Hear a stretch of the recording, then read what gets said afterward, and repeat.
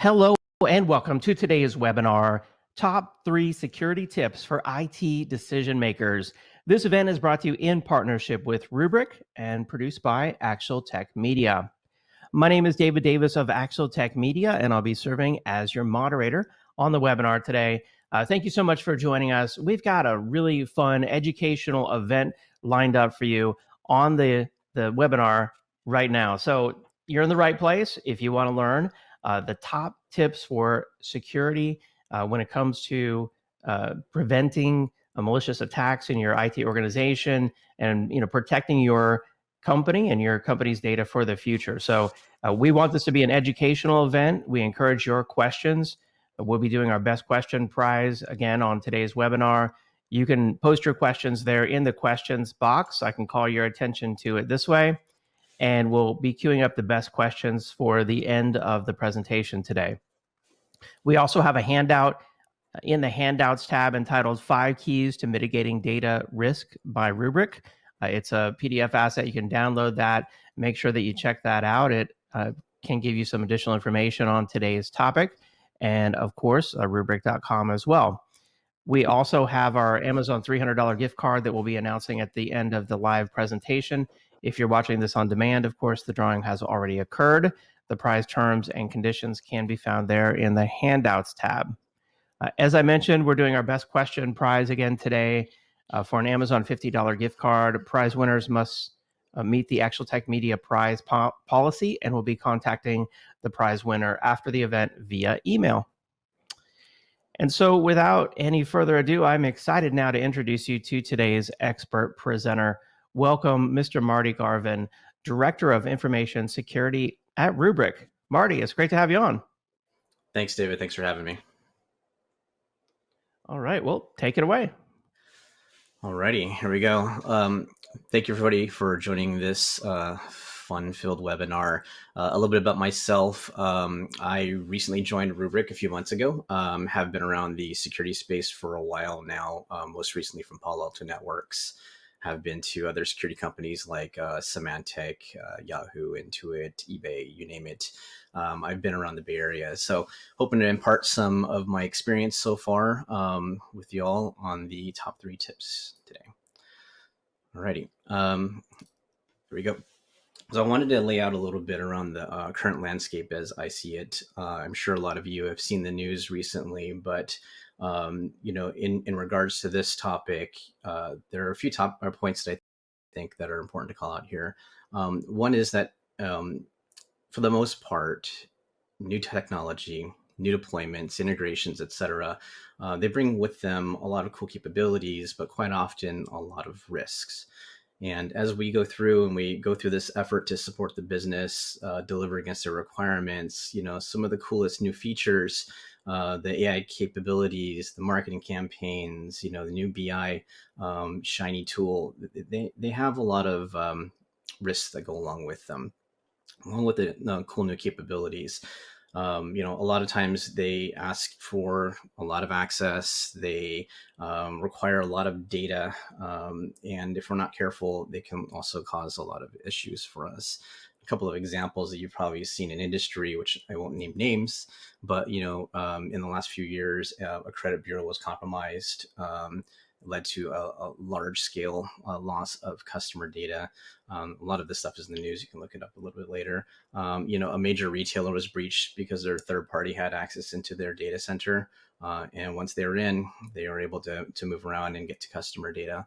A large retailer was breached recently, and they had really good access, the third party that actually was in there, and it was a simple phish that let them get into their customer's environment, right? And then big box store had their point of sales compromised recently, and a lot of that was led to be believed from a third-party integration.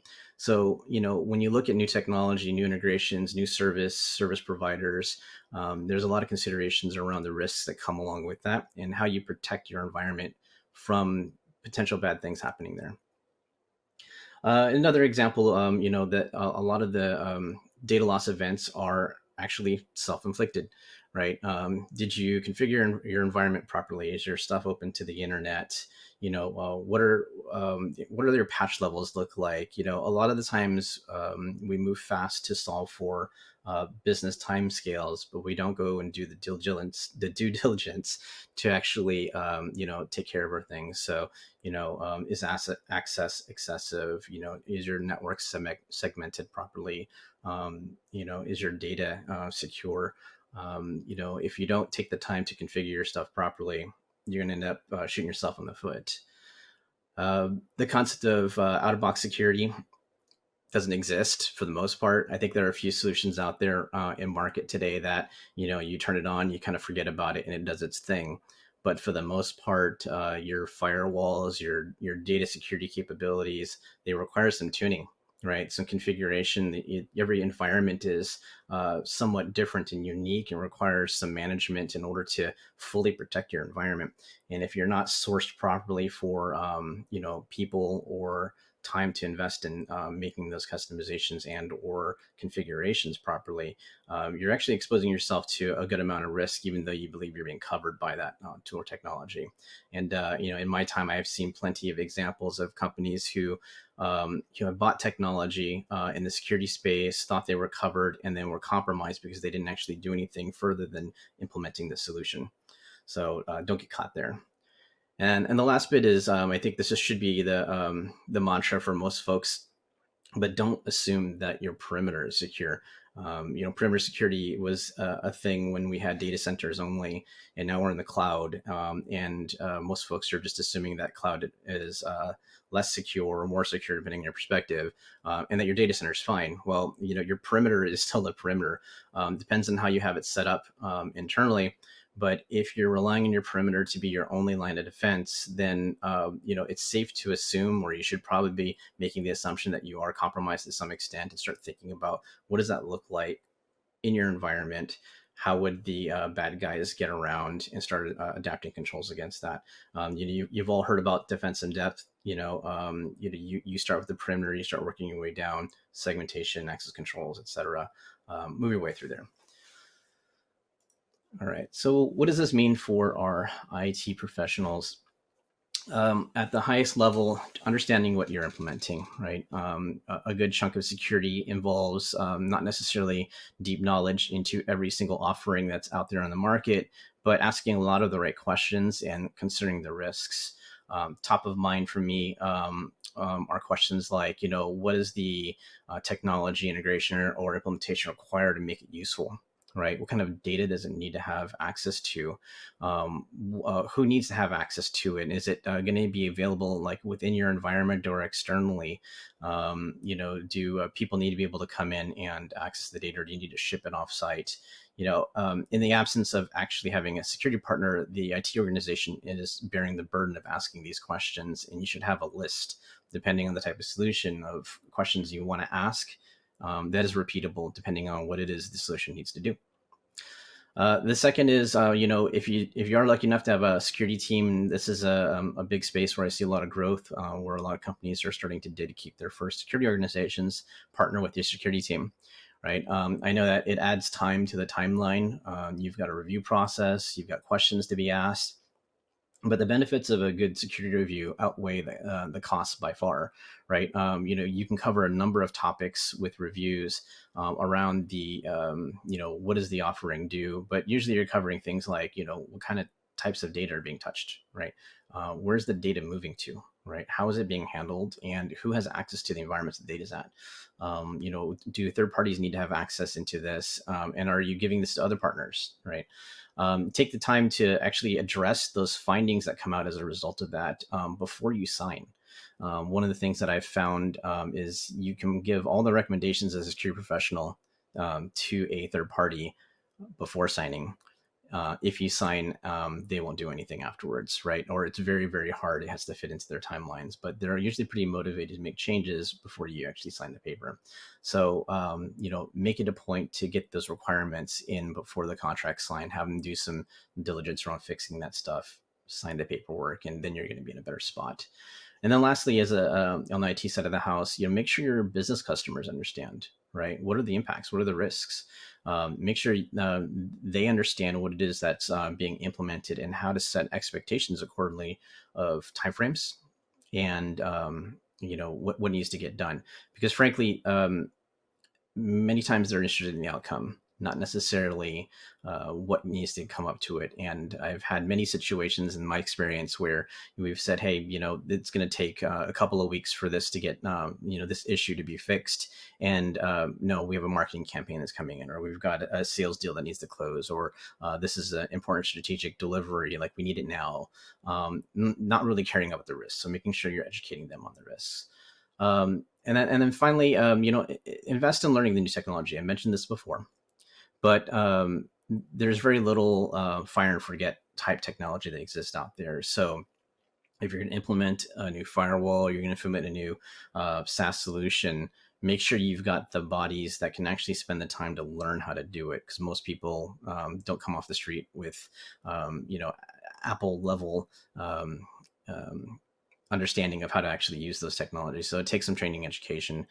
It takes some folks that are maybe going to be dedicated to that tool or service or technology for some time before you can get it in a good spot where it can be, widely understood amongst the rest of the organization. All right. So what does that boil down to?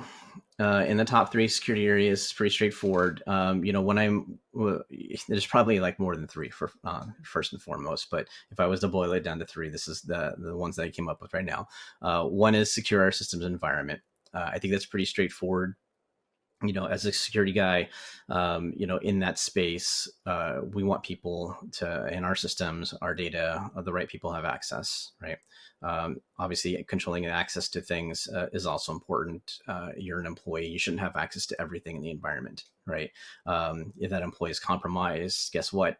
That person has access to everything in the environment. So making sure you have the right level of access for the right times, for the right systems. And then ultimately having a good plan around how you're going to protect your data, right? In many cases, and I'll cover this a little further later on in the presentation, but not having a good data protection strategy can lead to a lot of problems of like data drift, data moving around where you have zero control over it, where you have no visibility, and now you're going to be wondering like what happened, how did that data get out? Well, having a strategy for it is going to help. All right. So going into some depth of those 3 points. So in terms of securing the environment, this is everything from our endpoints our users are issued on the day they join the company to the latest cloud deployment. When we have a sprawling environment, the opportunity to shoot ourselves in the foot gets a lot easier.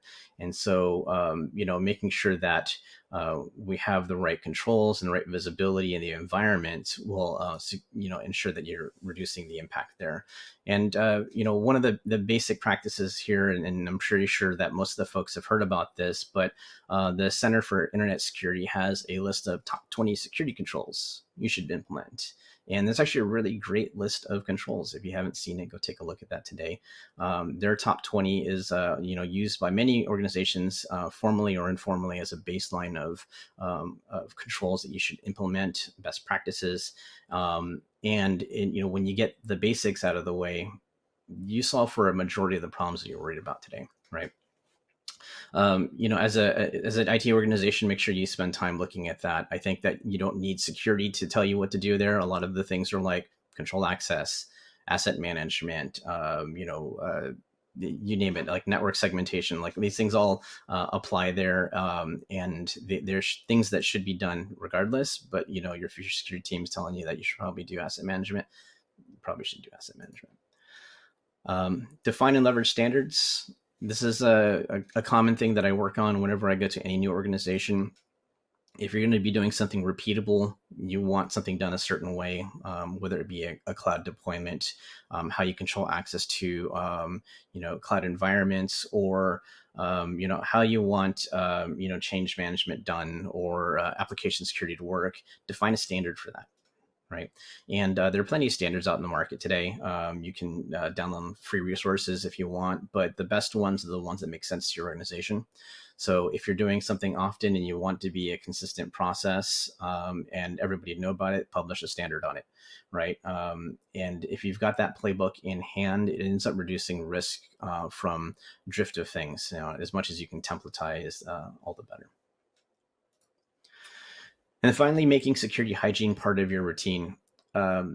More often than not, I've seen organizations move fast, deploy things, and then never go back and actually patch, right? Or never go back and do the latest update or upgrade. And that's where our security risk ends up happening, right? Is we have, sprawl of systems in our environment, whether it be local, on-prem, or within cloud, and very little or poor practices around maintaining those things. Well, security vulnerabilities happen all the time. And most software developers, OS developers, and those companies, they go off and fix those things. And so if you upgrade to the latest version of things, you actually get a lot of benefit of it. Like, one, the latest capabilities, and two, the latest security updates. If you've ever been faced with a million vulnerabilities from a Qualys scan, you know exactly what I'm talking about, because typically updating to the latest version or patching your system solves for a good chunk of those vulnerabilities that you don't have to deal with individually. So controlling access, what does this look like today? Now, a good access program is going to go a long ways towards solving for people having the access to the wrong things. And it sounds pretty obvious, but like it is a pretty basic thing. Like, if you don't want your marketing folks having access to HR data, then set up the access controls properly, right? And the way that you do that is typically with an identity access management program. And here it's, you define the roles, you define who gets access to what. You make sure that when a person does have access, that their access is removed when they leave the company. Terminated users having access, is that a common problem? Raise your hand. Yeah, it is. And many times it's in a worse kind of way, where you have something that's on the internet and you have terminated people with access to it. And guess what? They can still log into that AWS server that may have financial data on there, or it may have customer leads, or you name it. Managing your access is super important, and it solves for a lot of your compliance needs as well, right? So it's a big step there. Define your IAM program, execute on it, and make sure that you have all of your systems and data tied to who can access what. Zero trust is something that's been floating around in the market for a while now. You've probably heard of this, but really, principles of that make sense for a lot of organizations. And really, the concept here is don't trust anything, right? Don't trust your users. And that's not saying like they're all malicious. What you're saying is validate them before they have access to anything, right? Make sure you know who they're coming from. Are you using Okta or Ping or some sort of identity management system? Like, leverage that to help provide access to your systems. Get rid of local access, right? This is going to go a long ways towards protecting your environment. So you've got some source of truth around who those people are. Single sign-on, multi-factor auth. Basically, do it to everything as much as you can. Single sign-on is an interesting thing where everybody again has heard of single sign-on, but back in the old days when I was still outside of security, you had to log into like 20 or 30 different applications at a time. Each one had a specific username access. SSO kind of helps solve for some of that ease of use, but it also, without any kind of challenge to it, allows anybody to get in anywhere if they have your credentials, right? So credential theft is a problem there. Multi-factor solves for that. So if you're able to leverage multi-factor across your environment for the applications you care about, right? The ones with the sensitive data, the ones with your source code or what have you that you want to protect, do the step-up challenge. Use MFA on all the things you can. It's a minor inconvenience to press a yes, it's a me button on your Okta app today, or to use your Google Authenticator, or what have you. It's going to solve for a lot of your problems. And finally, on the access front, you have to review access periodically. I actually literally this morning was going through one of our applications in my team, and I had to ask the question as to why we had a number of people on there that I didn't recognize, right? So to make it a point to do a periodic access review.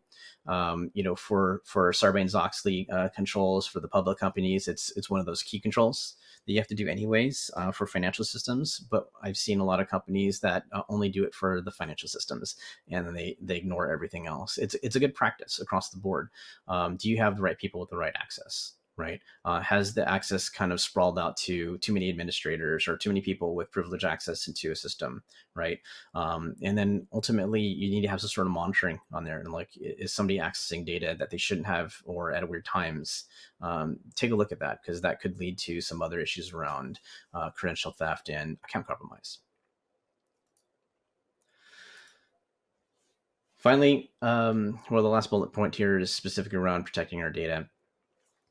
This one is pretty significant in that, more often than not, I've seen organizations take a pretty disorganized approach to managing their data, right? The data is there to enable the business, but often it's not treated like a prize, right? It's not the crown jewel of the company. And that data could be in anything. It could be your employees' HR data, or it could be your customer database. It could be your source code and how you store those things. And if you're worried about your company going under as a result of those things being lost, then you need to take the right controls to protect those things, right? And it should be part of any security or IT strategy. So, first and foremost, you need to have some sort of data protection strategy. And to understand, like,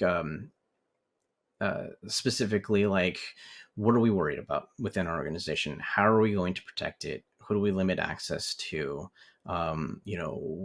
Are we allowed, or are we okay with the data moving from one place to another? There's a lot of elements to it. It's a broad topic, but it's not one that I think that companies do well when they make it up as they go. So defining a strategy up front and executing against that, bringing your business partners internally along with that, will help actually go a long ways towards getting you there.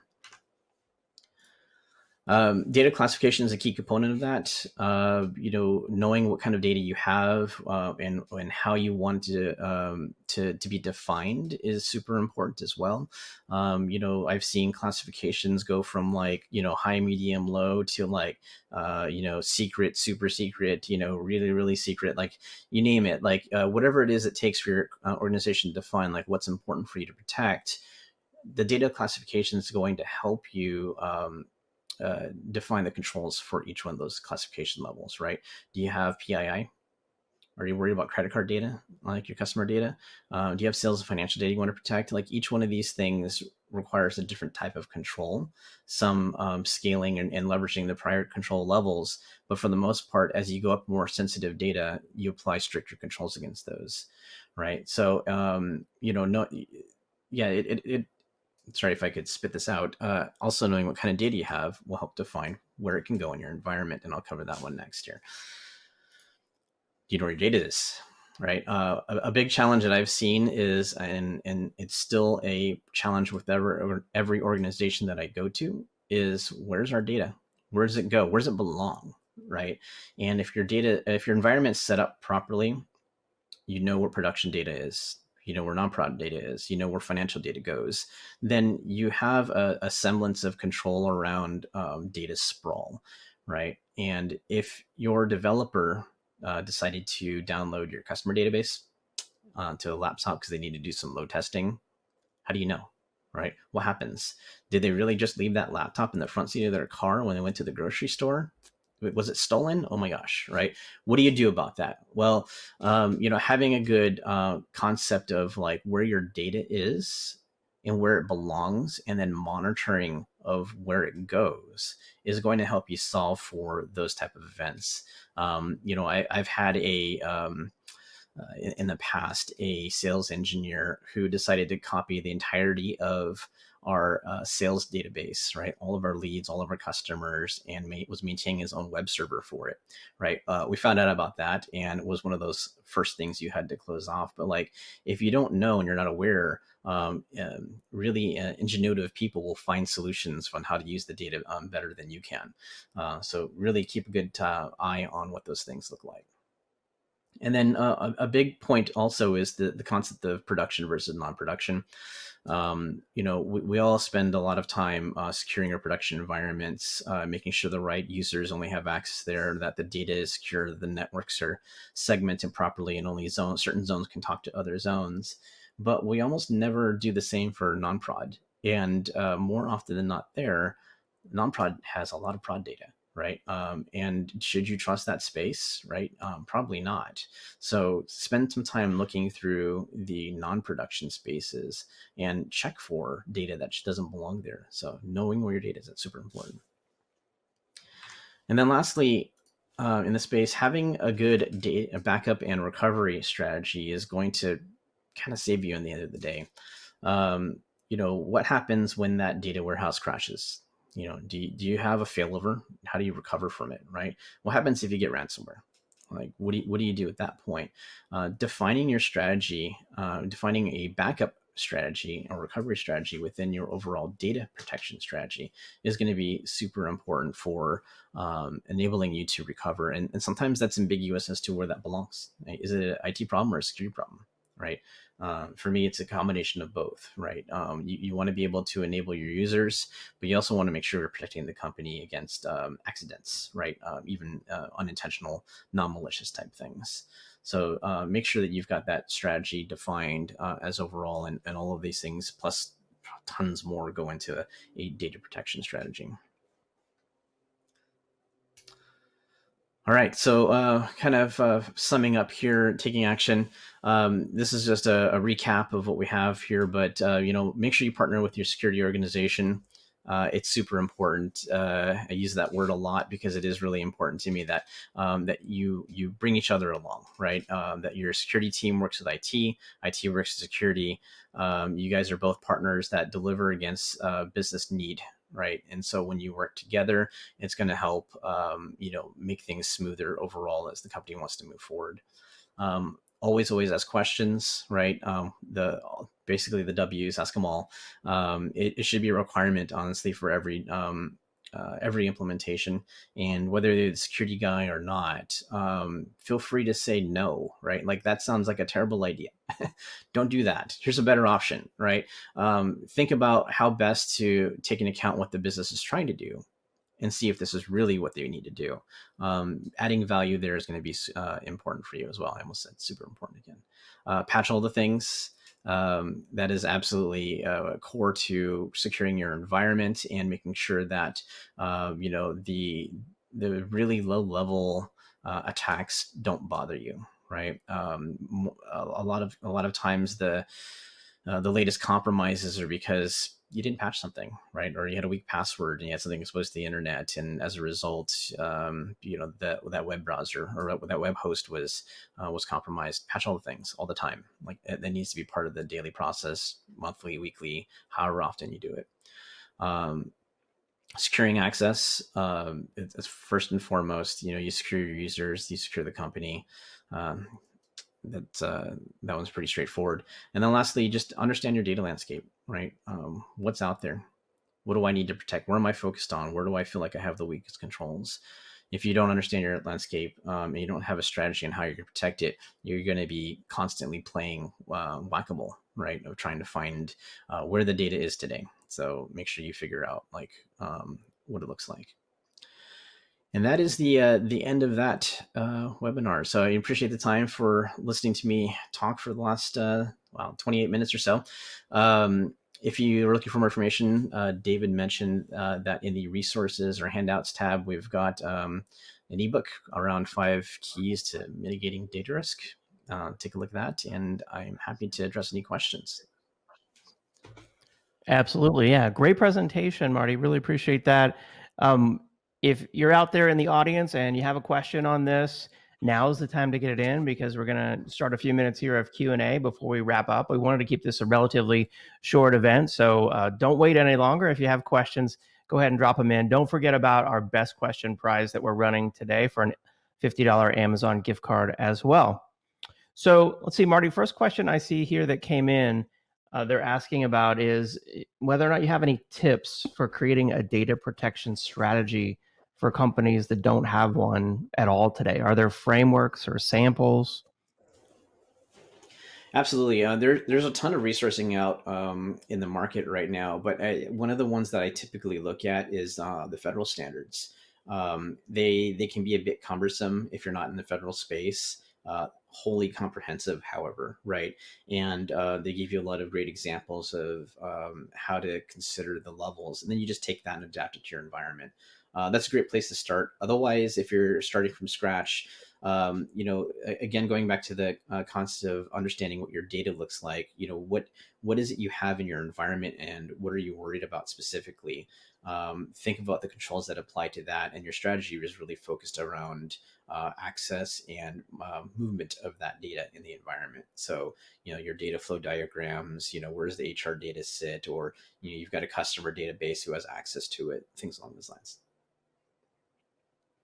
Got it. Okay, good advice. And then another question here, if you're new in an organization, I know you said you've worked at, a number of large organizations. How do you get started really understanding the data landscape? I mean, in a small company, you can walk in the server room and point to the SAN or the NAS or whatever and say, there's our data. But in these larger organizations with data sprawl and multiple sites and maybe SaaS applications, how does one really start to grasp that data landscape? That's a great question. A lot of times, big or small organizations don't document a lot of things, right? So the best way to go about this is to meet with your business partners across the product space, or legal and HR, and understand what type of data amounts they have, right? What are they worried about? Where does it live? And then really kind of start documenting that yourself. As the security guy, we more often than not have to actually do that ourselves, right? So we spend a lot of time mapping out what our environment looks like, and then applying controls against that. Great advice. And actually, here's a related question from Bradford, who says, is there any recommendation for a tool that could help me find data out there in the organization and classify it somehow in a more automated way? There are actually several tools. I know ours, the Rubrik tool, does actually have some specific data classification elements, but by all means, there are other capabilities on market as well that will do some amount of analysis of your structured and unstructured data in your environment. Um, as I mentioned before, it's not an out of box type solution though. Like, it requires a lot of fine tuning to make that work. So, if you're invested in identifying all of your data and where it lives, then there are some options out there to help you do that within your environment. If you're starting from I need to scan our environment from scratch to find out what's out there perspective. Excellent. And then another related question here from Nicole, who said, how can someone get guidance, advice on what the data security landscape should look like for a best option for the organization? Kind of any kind of best practices around that? Can you say that one more time, please? Any kind of best practices around understanding the data security landscape, what it should be for an organization. Yeah, absolutely. I'm going to go back to the knowing where your data is and who has access to it. You have to start somewhere, right? So pick a data element, whether it's your customer information or where your source code lives right now. Figure out what access controls are there. That's, like, for me, first and foremost. The easiest way for data to leave your environment is by giving it too many people access to it. And then ultimately, once you've got access sorted out, now you're worried about unauthorized access to it from maybe a compromised user or somebody in your network that has gained access. then start thinking about how best you do the right type of step-up authentication. If you're worried about data being unencrypted in your environment, like an encryption strategy, things along those lines. Okay, great advice. And then next question from Kelly: how do you recommend protecting third-party web application data? I'm envisioning like SaaS applications, perhaps, as more and more companies seem to be adopting SaaS solutions. Yeah, in that one, the onus is a lot more on that third party, right? So, if they are storing your data over there and you're just accessing it as a software as a service platform, then the best that you can do right now is two things. One, make sure your access to that platform is 100% secure. And then two, make sure that they have a good security program on their side to protect your data. Whether you do that through contractual terms, a SOC 2 report, or you audit them, whatever it amounts to, you need to make sure that you're comfortable with how they're going to secure your environment. Got it. Okay. And then there is a question here about, achieving data or achieving GDPR like compliance around data loss prevention, whether or not your data protection solution can kind of be automated in the sense that it helps you to ensure you're compliant. Any suggestions on that? Yeah, GDPR and most of the privacy controls have some specific requirements around how data is handled, right? And so there are, leveraging a solution for data protection specifically, at least I've seen, can cover some of those controls, but a lot of them are process bound as well. So, in addition to the technology, you will also need to ensure that you have good, solid processes that you can audit against, that are existing within your environment, and the combination of the two will usually get you most of the way. Excellent. All right. Well, I think that's all the time we have in our live Q&A session here. I know we're trying to keep this relatively short and educational, but a really excellent presentation, Marty. Thank you so much for being on the event today. Thank you, David. Thank you, everybody, for joining the call.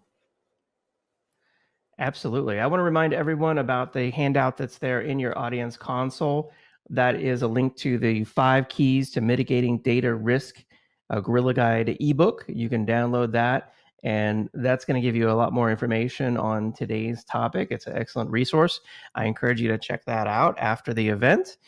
And then before we go, I do want to announce the winner of our Amazon $300 gift card. That's going out to Julie Hall from Michigan. Congratulations. We'll reach out to deliver that prize, and we'll also be contacting our best question prize winner as well. Of course, I want to thank Marty for his excellent presentation, and of course, thank you to Rubrik as well for sponsoring today's event. And then finally, thank you to everyone out there in the audience for joining the webinar. I hope that you learned a lot, and have a great day. Go check out Rubrik.com for more information on the latest and greatest around data protection and disaster recovery. See you next time. Bye-bye.